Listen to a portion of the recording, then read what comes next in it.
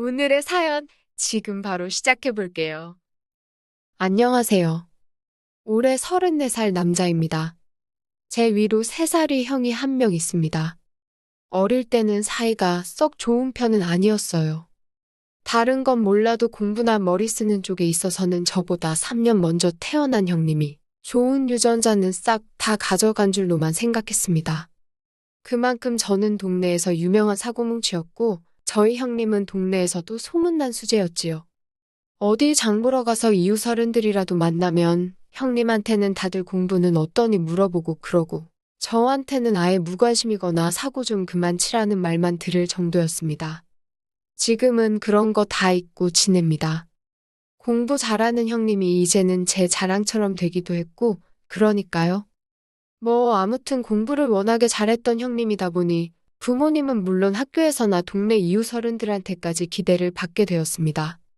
나중에서야 알게 되었지만 형님은 형님 나름대로 이 부분에 대해서 부담이 컸었나 봐요.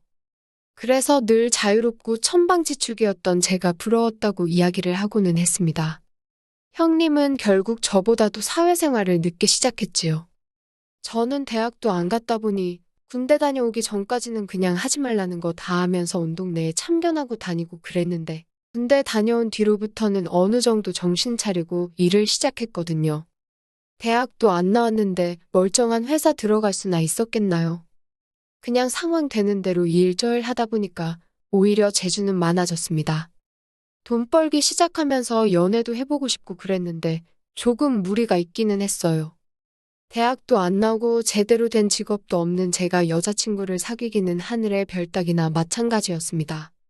동네 어르신들도 딸이나 친척들을 소개시켜줄래도 우리 공부 잘하는 형님한테나 해주지 저한테는 쥐뿔도 없었습니다. 그런데 저도 그 당시엔 딱히 여자에 관심도 없었습니다.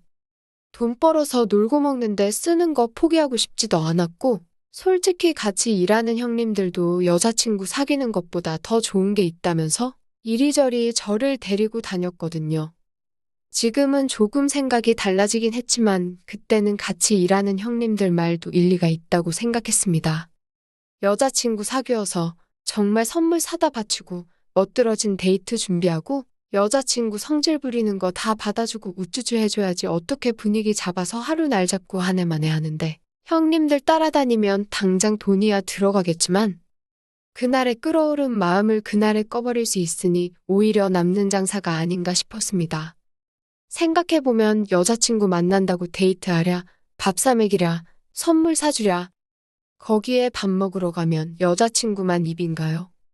별로 입에도 맞지 않는 서양 음식 먹어야 되고 저도 저대로 꾸며야 되니까 안 가도 되는 미용실도 가야 하지. 옷도 사 입어야 하지. 거기에 기분 맞춰주는 게 제일 힘든 일이었습니다.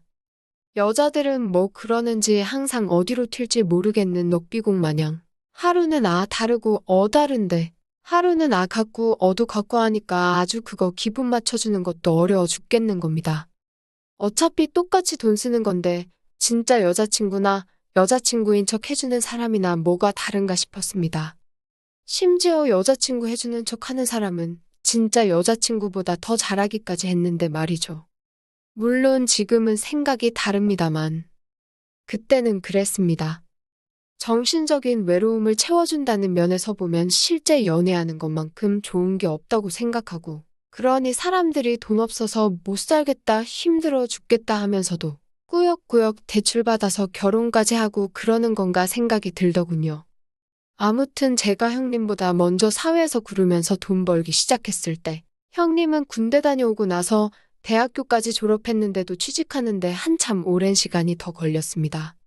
사실 형님이 동네에서나 등수 안에 드는 똑똑한 학생이었지. 형님 정도 하는 사람들은 세상에 이 대한민국 땅에 널리고 깔렸던 거지요. 솔직히 형님하고 사이는 안 좋았지만 보기는 안쓰러웠습니다. 마음고생하면서 하루하루 야위어가는 게 눈에 보였거든요. 그러다가 형님, 결국 취직을 포기하게 되었습니다. 우리 장남 공부 잘한다고 동네방네 자랑하면서 분명히 사자 들어가는 전문직이나 대기업 취직할 거라 믿어 의심치 않으신 부모님. 배신감이 엄청 컸을 거라 생각하지만 저는 형님이 부담감에 해방돼서 스스로 제 인생 찾게 된 점에 속으로 축하를 해줬습니다. 그렇다고 해서 저희 집이 엄청 부자도 아니고 하다 보니 형님이 취직을 포기했다고 놀고만 있는 걸 볼 수는 없었어요. 결국 형님을 제가 데리고 다니면서 제가 하는 일을 가르쳐 주게 했습니다. 맨날 공부만 해서 그런지 체력도 없고 비실비실. 손재주도 없고 시키는 일마다 똑바로 하지 못했지만 그나마 다행인 건 제가 일을 일찍부터 시작했기에 짬이 되는지라 형님 커버를 다 쳐줄 수 있었다는 거예요. 손재주 없는 형님도 어쨌든 성실하게 한 달 채우니 첫 월급을 받게 되었습니다. 원래는 월급날마다 동료들끼리 회포를 풀고 오는데 형님이 왔다고 해서 안 가기도 뭐하고. 그래서 결국 형님 데리고 근처 유흥가로 향했습니다. 가족이랑 같이 그런 데를 가니까 어색하기는 했는데 여태껏 공부만 하고 경제 능력 없었던 형님에게는 그곳은 거의 신세계나 마찬가지였습니다. 정말 고삐 풀린 망아지 마냥 마시고 놀더군요. 그 뒤로부터 형님은 틈만 나면 일 끝나고 오늘은 안 가냐고 저한테 물어왔습니다. 사실 저도 자주 다니기는 했지만 한 달에 한두 번 가는 게 전부였거든요. 아무래도 한 번에 쓰는 돈이 적지 않다 보니 부담도 되었고. 그래서 같이 가자는 형님부터 거절을 했는데 형님이 자기가 돈 다 낼 테니까 가자고 하는 말도 안 되는 소리를 하는 겁니다. 공부만 했지 세상 물정을 모르는 게 저런 거다 싶어서 그러지 말라고 충고를 했는데 형님은 그게 기분이 나빴나 봅니다. 다른 직장 동료 꼬셔서 다녀오고 나중에는 돈까지 빌려서 다니더군요. 이제 사회생활 처음 한 형님이 돈이 어디 있었겠습니까? 순식간에 개털이 돼서 월급 값을 받고 그러다가 빚까지 생기게 돼버렸지요. 형님한테 제발 좀 정신 차리라고 하고 돈은 제가 대신 갚아준 뒤에 형님한테는 이 일이 어울리지 않는 것 같다고 다른 직업 찾아보라 하고 잘라버렸습니다. 그때부터 형님하고 사이가 서먹해지기는 했지만 제가 할 수 있는 최선이었습니다. 그런데 형님은 유흥을 다녀야 된다는 열망이 생겨서 그런가 다음 해에 꽤나 괜찮은 회사에 취직을 하게 되었습니다. 당시 부모님 강요에 모시겨 매일 공부만 하던 형님이 그렇게 쌓이고 쌓인 에너지를 분출할 곳이 없었어서 그동안 취직을 못했던 건가 하는 생각이 들더군요. 아무튼 그 뒤로는 형님이 월급도 잘 받는 직장에 들어가서 그런가 안심이 되기는 했습니다. 주변 직장 동료들의 말에 의하면 형님이 매주 금요일마다 회사 사람들로 모이는 사람들하고 저희가 자주 가던 유흥주점에 매일같이 출몰한다는 소문까지 듣게 되었습니다. 정신 차린 줄 알았는데 아무튼 형님과는 서먹해졌으니 그냥 제가 할 수 있는 최선을 다했다 생각하고 크게 신경 안 쓰기로 했습니다.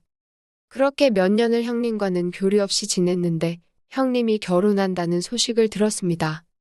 집에 결혼 상대라고 데려온 사람을 봤을 때 이 형님이 제정신인가 싶었습니다. 형수님 될 사람이 엄청나게 예쁘더군요.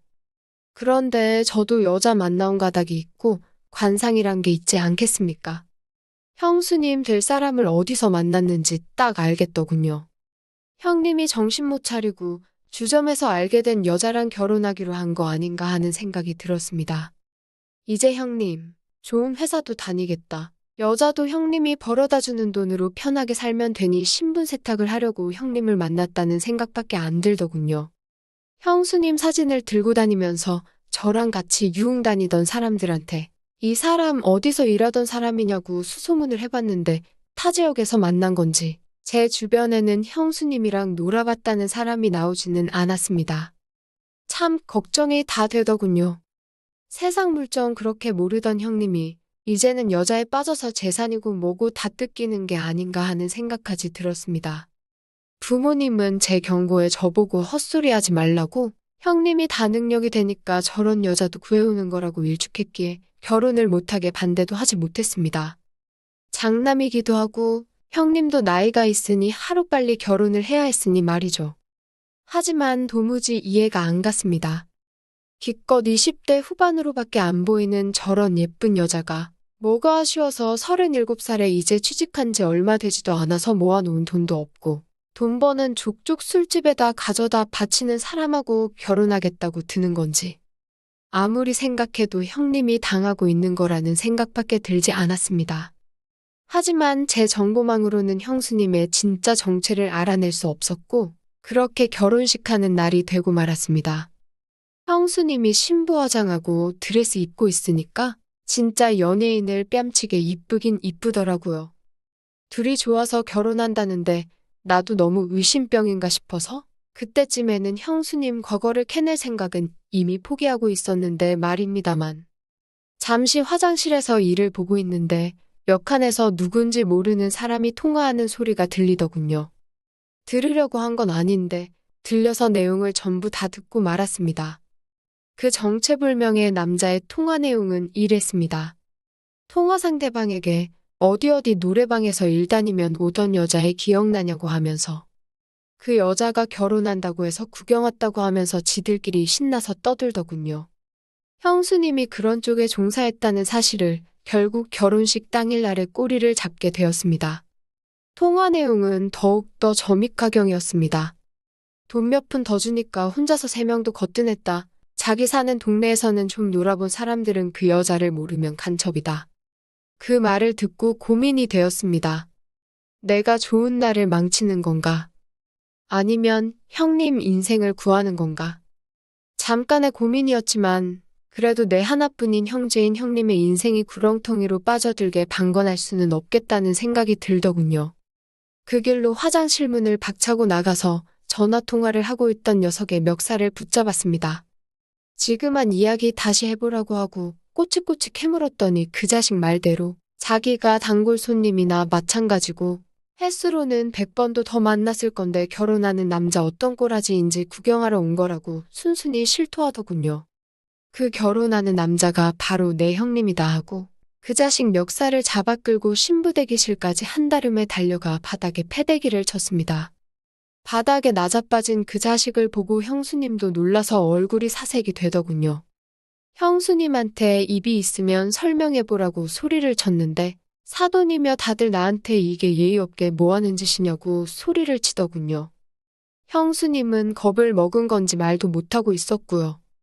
그렇게 숨기고 있으면 내가 형수님의 더러운 과거를 못 알아낼 줄 알았느냐고 호통을 치고 바닥에 패대기 친 그 자식에게 모든 걸 실토하게 만들 작정이었습니다. 그런데 바닥에 패대기 쳐진 그 자식이 저한테 하도 멱살을 오래 붙잡혀서 그런가 콜록콜록거리면서 이 여자 아닌데요. 라고 하는 겁니다. 형님 결혼식이 4시였는데 그 여자는 5시에 결혼하는 여자라고 하면서 뭔가 오해가 있는 것 같다고 하더군요. 저 때문에 개판이 될 뻔한 결혼식이고 이대로는 형수님이고 형님이고 볼 면목이 없는지라 저는 그 길로 도망치듯 결혼식장을 빠져나왔습니다. 안 그래도 형님과 연 끊고 지내다시피 했는데 저는 이제 집에도 못 들어가겠구나 하는 생각이 들더군요. 그렇게 친구 집으로 몸을 피신하고 3개월 정도 가족들 눈을 피해 숨죽여 살아왔습니다. 그런데 제 직장까지 형수님이 찾아왔더군요. 여전히 젊고 예쁜 모습이었습니다. 형수님은 걱정하지 말라고 그냥 해프닝 아니겠냐 하면서 이 상황을 자기는 이해하고 용서할 수 있다고 하더군요. 오히려 저 같은 동생이 있어서 형님이 든든하겠다고 하면서 가족이 잘 지냈으면 좋겠다고 말하며 이제 형님도 저희 부모님도 제 걱정을 심하게 하고 있으니 집으로 돌아오라고 했다는 겁니다. 그렇게 모든 오해는 풀리게 되었지만 한 가지 큰일이 생기고 말았네요. 현명하고 아름다운 형수님에게 제가 빠져들고 만 것입니다. 형님이 아직 모아놓은 돈이 없어서 시집살이를 하는지라 형수님하고는 매일 같은 집에서 살고 있습니다. 연심을 가지고 있는 형수님과 한 집에서 살고 있는 게 오히려 형수님이 그런 일을 하던 사람이었다고 의심하고 살던 시절보다 몇 배는 더 힘든 것 같네요. 부부싸움이라도 하고 있으면 마음 한구석에서는 두 사람이 영원히 헤어졌으면 하는 생각이 들 때도 있습니다. 정말 저는 동생으로서도 인간으로서도 최악의 사람인 것 같네요. 오늘의 사연은 여기까지네요. 긴 사연 끝까지 들어주셔서 감사합니다. 구독과 좋아요 잊지 말아주세요.